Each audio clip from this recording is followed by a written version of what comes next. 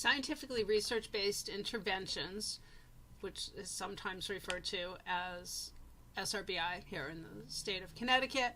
The rest of the nation calls it response to intervention, and some of you may be actually using the language MTSS, multi-tiered systems of support. So to make it more confusing, there are multiple expressions that folks are using to describe what is RTI. So RTI really began originally as a way to reframe the way that we were identifying students who had learning disabilities. So the learning disabilities community really came together before the last amendments to IDEA in 2004. And they were really challenging what was previously used to identify learning disabilities, which was an achievement IQ discrepancy. So what would happen is if you thought that a student had a learning disability, someone would evaluate them by taking a look at their IQ. And if they had an IQ that was above the normal range, which is 70 or above, but their achievement was not matching what you expected them to be able to do intellectually, they may be evaluated for learning disabilities. So what would happen is you would need to have a discrepancy of about 2 standard deviations. And give or take some bad math here, it's 2 standard deviations is just about, oftentimes about 2 years, especially in the younger grades. So as you could imagine, what would happen is a student who teachers thought perhaps in kindergarten might be a student with a learning disability might not get identified until second or third grade, or a student might even go all the way to 3rd or 4th grade without actually being identified as a student who had learning disabilities. So especially for those of you who spend your time in the early part of elementary school, you know how critical all that foundational information is and how critical to students learning reading and mathematics those years are. So the further the student would get behind, the harder it would be to catch up, and the likelihood would be that they oftentimes would not be able to close that gap. The other thing, besides just closing the academic gap, is you would end up with an emotional problem. Oftentimes you would have a student who felt really bad about themselves and bad about their potential for learning. So a lot of times you had students who might not be as willing to try, or who were easily discouraged, or had low self-esteem because of this period that they went through where they were kind of continually failing. So one of the goals of RTI was to stop waiting for students to fail, that we would get in earlier and we would provide services. So that kindergartner that I mentioned earlier, if you saw that kindergarten was struggling with the kinds of things that were going on in kindergarten literacy and mathematics, they would get intervention. They would get what we're seeing now as Tier 2 or Tier 3 intervention in an effort to determine whether they needed just extra instruction, or perhaps after some extra instruction, it's determined that they actually do have a learning disability once you have enough data, and they get a diagnosis of a learning disability and they start getting services under IDEA. So one of the things that is really important to think about when we think about RTI, SRBI, MTSS, is the expectation is that we are providing scientific research-based instruction and intervention. Now that part is really key, because this is not just teachers making extra flashcards. This is not just a bunch of smiley faces on a piece of paper. It's an expectation that we're using techniques that have research behind them and that have been proven to be reliable and valid in providing either instruction or potentially behavioral supports, because SRBI, RTI, MTSS can also be looking at students' behavioral needs. So those interventions need to be matched to the student's needs. So it's not just that you go to remedial reading or remedial mathematics. You would go to Tier 2 instruction and it would be geared right exactly to that area that that student is having difficulty with. So the expectation is we're going to do this through a multi-tiered approach. that we are going to screen students. There's going to be ongoing opportunities for screening. I think many of you are in classrooms where you're providing benchmark assessments on a regular basis. There's a point where sometimes I think those are being provided too frequently, to the point in which students are not necessarily performing because they're tired of being tested, but you need to have enough information to make sure that students are making progress. And the ultimate goal is that we are emphasizing successful instruction for all students through high quality general education practices. So then we would have targeted instruction, excuse my typo, for students that are having difficulty learning. So one of the things that's important to kind of keep in mind is that SRBI, RTI, MTSS is not just for students who are receiving special education services. Actually, SRBI, RTI is not a special education function, it's a gen ed function. It's not meant for just students who are English speaking. So students who have heritage languages that are other than English, students who are learning English could also be getting services under RTI. It is expected to identify students with learning disabilities, but it's not its only function. The other thing is that special education teachers are not the ones who are necessarily providing the interventions. In many schools, it's general education teachers who are providing Tier 2 and Tier 3 intervention. Some schools are fortunate enough to have a special education teacher who can be part of some of those interventions, but it is not expected that a special education teacher is delivering those interventions. It's also not just meant for elementary level students. It is definitely, I think, easier to implement sometimes within the context of an elementary education environment. The early folks that were adopting SRBI, RTI, many of the schools that had started this really early on, right after the expectation was that it was put in place. The amendments were done in 2004. By July 1st of 2006, school districts were expected to have SRBI, RTI interventions in place. Many school districts in the state of Connecticut, it took much longer than 2006 to put that into place.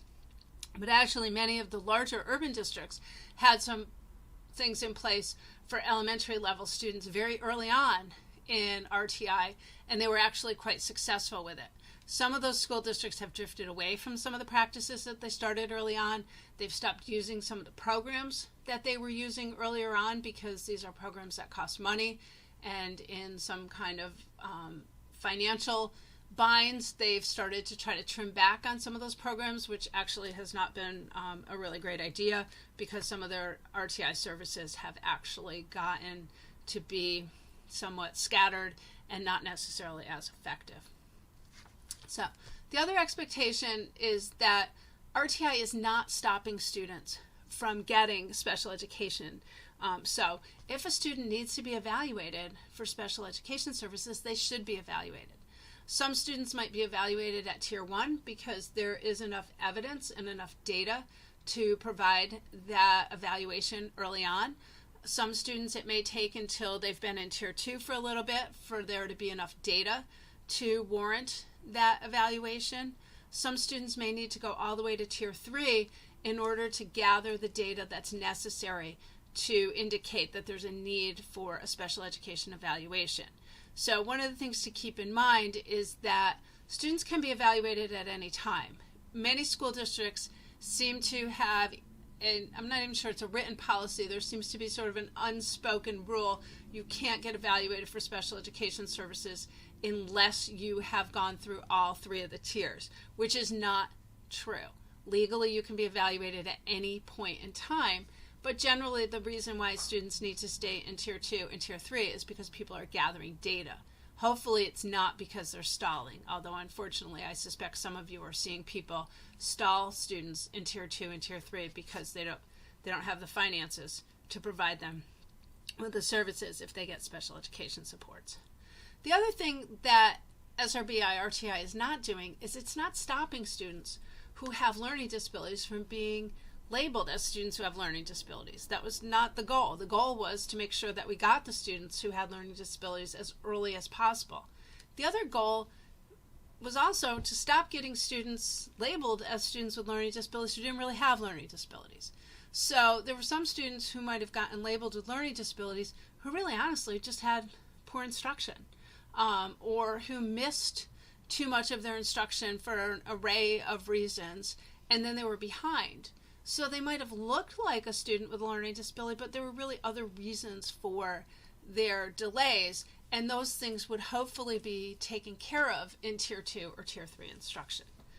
The other thing, and this is I think where the challenge is in the implementation, is RTI, SRBI, MTSS does not look the same for everyone in every district.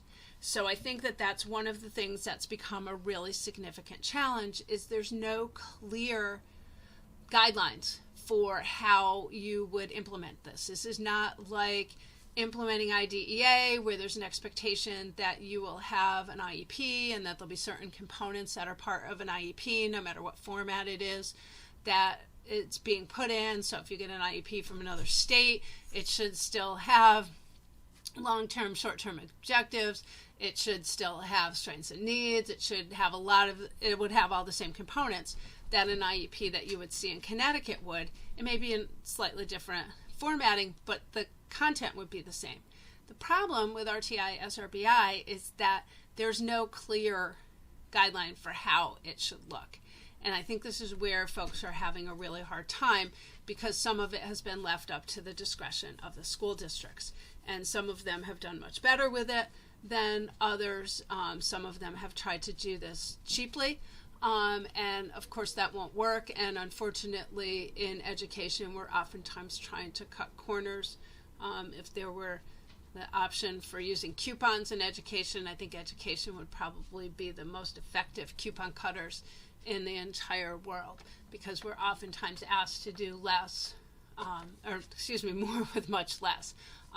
So it doesn't look the same everywhere. So you will find, as we start to discuss things in class, that some of your colleagues have systems in place that don't sound like yours, or sound better than yours, or sound maybe not as effective as yours, or, so that's a bit of a problem, that there's a bit of, you need to make this work in your district in the way that it works best for your district. So there's a little too much wiggle room. So the other thing that SRBI should be doing is it should be identifying struggling learners who, if they're given the right intervention, Tier 2, Tier 3, they have a better chance of being proficient in the general education curriculum. And the sooner we do that, the less likely it is that there's going to be other issues. I think sometimes we create other issues by not getting students what they need early on, and then we start seeing other problems, and then oftentimes some of those students will end up getting into the special education system because they're exhibiting significant emotional challenges or other issues that warrant them getting an IEP. But if they had gotten the services they needed earlier on, that may not have been the case. The other thing that I think creates a little bit of a challenge is that SRBI RTI is not a curriculum. So it's not taking the place of a curriculum. It's a supplement. It's an additional intervention that goes on, and it's a process. And if the process is not done to its full extent, oftentimes it doesn't work. So you may find, as you are looking at the SRBI, RTI, MTSS programs at your school, that there are some gaps, that there are not people meeting and looking at data, or there's one or two people making decisions about which tiers students should be in, and that doesn't usually work. It needs to be done as a team, as a full process, and it needs to be really clear what the process is. Some of you may even find that there's things about the systems and supports in your schools that you're not even sure exactly what they are or how they're being done, because it's not really clear. So some things to keep in mind as you move into administrative roles. If you have somebody who you would like to be overlooking your SRBI, RTI, MTSS program, you probably want to look for a coordinator. There may be one that does this district-wide, depending upon the size of your district. There may be one that does it school-wide. If you ask a teacher to be the coordinator. That is fine. There's some spots where a teacher cannot do certain things, but generally a classroom teacher could do most of the things that are at the top of this list. They could schedule team meetings. They could be part of designing and assisting the district in putting into place a process. They could help to develop and implement procedures and protocols. They could be part of collecting and then having the team analyze data. They could facilitate the meetings. They could keep track of the meeting minutes. They could help identify other members for your RTI, SRBI team, and they could communicate with parents. I think the communication piece with parents is important, but if you remember, I said earlier, SRBI, RTI, MTSS is not a special education function. So it is part of the general education curriculum. It is always a good idea to let parents know that their children are getting extra supports, but those extra supports are not something that they have to sign off on. Those extra supports are part of the general education program. Now, if the coordinator has additional responsibilities, an administrative certificate would be required. So these are things that you folks can do when you finish up our program. If there was an opportunity to manage staff and resources, that person would need an 092 certificate. If they are part of managing the budget and the resources, they would need to do that. Now, they could certainly have input into a budget, but if they're managing it, they need the 092. And if they're making any kind of programmatic decisions, then they need to be somebody who has that administrative credential. So some folks that could potentially be overseeing your district-wide or your school-wide SRBI program. It could be a general education teacher, given that you want to make sure that that person understands the grade levels that you're working at. So you would probably not want to take an elementary gen ed teacher and have them coordinating your SRBI, RTI at a high school, because they may not necessarily have the understanding of the different things that might need to go on there. It could be somebody with a remedial reading certificate. It could be somebody who has a reading language arts consultant certificate, a school psychologist, a school counselor, school social worker, speech and language pathologist, special ed person, intermediate administrator supervisor. So pretty much it could be almost anybody who works at your school who could be the person who is facilitating and coordinating that group. But as we noted earlier, there's a few things that it would need to be someone with an 092 if they were taking on some other responsibilities. So some things to kind of think about: who's providing these different tiers of instruction. So obviously, tier 1, it's gen ed teacher. So the general education teacher who's responsible for the students should be responsible for providing differentiation in their classroom, should be responsible for providing some kind of school-wide behavioral support. You know, if there's no school-wide system of positive behavior supports, then that person would probably be implementing classroom behavioral techniques. They would coordinate with people as needed to make sure that the students in their classroom were getting what they needed. So, Tier 1 instruction is just really good differentiated instruction in the core content and creating a good social emotional learning climate. When we get to Tier 2 instruction, there's a variety of people who could be providing this. Some of you may find at your schools you are providing Tier 2 instruction within the context of your classroom. Some of the rest of you may find that Tier 2 instruction is provided by other professionals other than yourself. So it could be another general education teacher.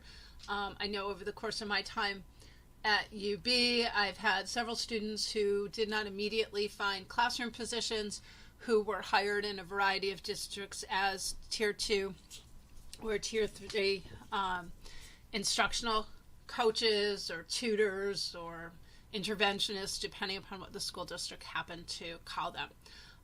You could have a specialist or other interventionist trained in Tier 2 interventions. So you might have your reading consultant as part of your Tier 2 instructions. You may have a BCBA who's providing some of the Tier 2 behavioral interventions.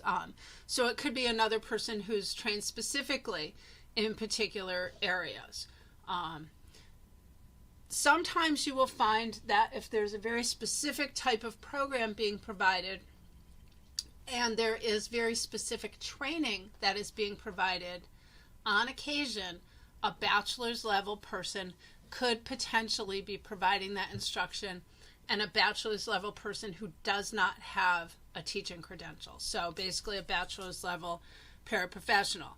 But it would need to be an intervention that they are trained to do, and that's done with with specific fidelity.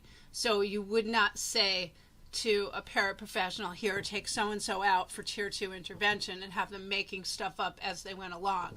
But if they were trained to do a published, reliable and valid program, and they went through the appropriate training for it, there are possibilities that you might have somebody who's not a licensed teacher providing that. We also want to look at, again, core content and the social emotional learning climate. When we get to Tier 3, basically you can have the same interventionists involved in that, but certainly at a much more specific level.